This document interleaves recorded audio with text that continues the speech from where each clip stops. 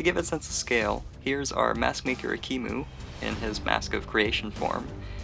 He's the good guy, and he doesn't even reach thigh height of this monstrosity, which towers well above him. You can kind of see in comparison here. In this posture now, you can see how the shield is actually able to twist back and forth. And moving on to the torso piece, here's actually how much it is possible to stick out from where his back is. So this is a huge, huge suit, and when it comes to actually the hammer, it's actually taller than Akimu's entire torso.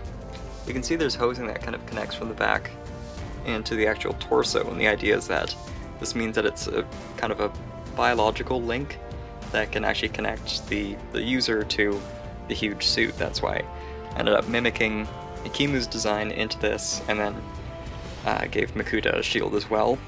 Certainly one that doesn't spin or anything, but I actually had to make sure I kept the saw blade because that actually acts as like a little foot platform, and normally you'd think that having a saw blade as a foot platform wouldn't work, but for him to actually walk back and forth on this to actually have it spin would actually indicate how these legs would, you know, kind of have like a walking feature and things like that.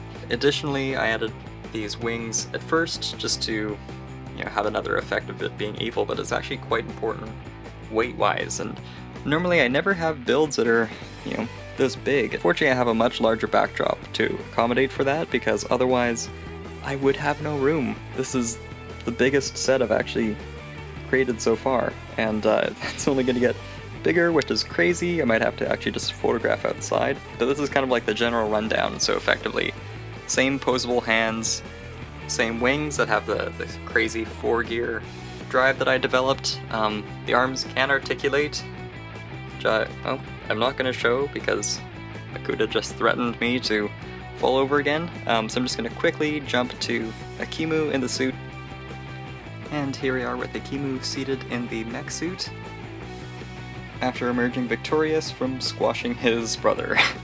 And as you can see, yeah, this is actually the lid of the original Onua 2001 sets. Not only is it the largest CCBS creation I've ever made, or I think arguably largest Lego set I've ever made, it has a lot of the pieces from the original sets and everything incorporated in kind of hidden ways around here, so I'm glad I actually got to use this piece. I wasn't expecting to use a canister, but when I was looking around at, you know, any sort of drill parts or some other just large flat object that wasn't system based, this actually seemed to be a perfect fit. Although it's quite awkward to pose everything in a way that won't, you know, just be fighting gravity constantly.